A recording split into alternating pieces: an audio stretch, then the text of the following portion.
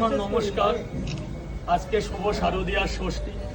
সনাতন ধর্মের সবচেয়ে বড় দুর্গা উৎসব হচ্ছে দুর্গা উৎসব এবং শারদীয়ার দুর্গা উৎসব। তো প্রত্যেক মানুষকে এবং প্রত্যেক কন্টেন্ট ক্রিয়েটার যত যারা সাপোর্ট করে এবং যারা দেখছো সবাইকে আন্তরিকতা প্রীতি শুভেচ্ছা।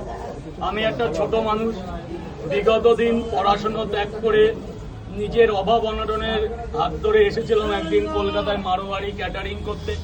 সেখানে আমি কিছু দোকানে সাফাই করতাম, যারা পিক আপের কাজ বলে। সেই সূত্র ধরে আমি একদিন 50টা পরোটা নিয়ে কলকাতা এসেছিলাম। তো মাননীয় স্বপনদা একটা সাপোর্ট ছিল বিগ বট গাছের মতো।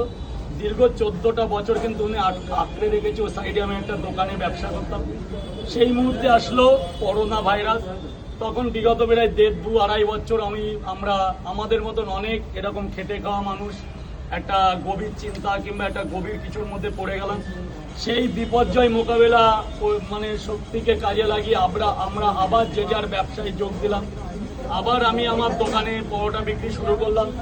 বেচতে আসলো কন্টেন্ট ক্রিয়েটার এবং ইউটিউব ব্লগার কেউ না কেউ এসে একবার ভিডিও করার পর থেকে, কারো নাম নিচ্ছে না, প্রত্যেকে আমার শ্রেণীর ভাই বোনেরা এসে আমাকে এমন জায়গা পৌঁছে দিয়েছে। আজকে পশ্চিমবাংলা না, ইন্ডিয়ার বাইরেও আমাকে রাজুদা নামে কেউ চেনে। তাদের আমি অশেষ ধন্যবাদ জানাই যে এই সোশ্যাল মিডিয়াটা ছিল বলে আজকে সবাই আমাকে চিনেছে। তো আজকে দুর্গাপুজোর ষষ্ঠী, দেবীর বোধন কালকে হয়েছে বিকালে, আমরা সবাই জানি।